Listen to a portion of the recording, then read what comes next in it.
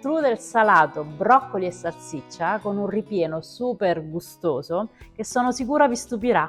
Facciamo cuocere in acqua bollente salata 400 g di broccoli per circa 8 minuti.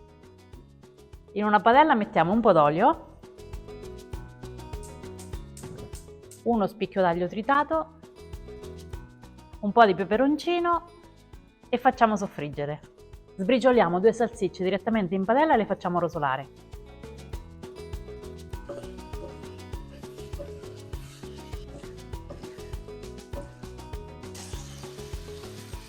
Coliamo i broccoli e ripassiamoli direttamente in padella. Facciamoli insaporire e cerchiamo di spezzettarli il più possibile.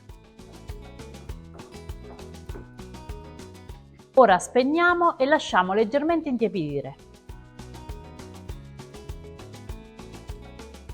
Ora prendiamo un rotolo di pasta sfoglia rettangolare, aggiungiamo 150 g di provola a cubetti a ripieno, diamo una mescolata, sistemiamolo al centro della sfoglia.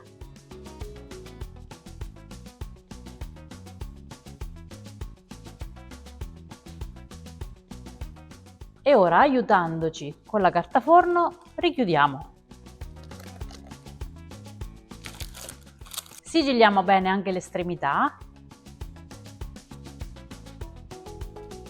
Per evitare che si apra in cottura, lo capovolgiamo.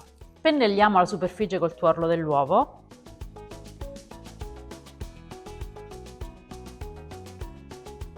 E con uno stecchino facciamo tutte le decorazioni sopra.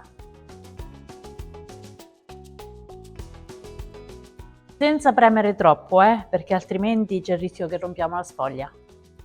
Inforniamo e facciamo cuocere a 180 gradi col forno ventilato per 20-25 minuti.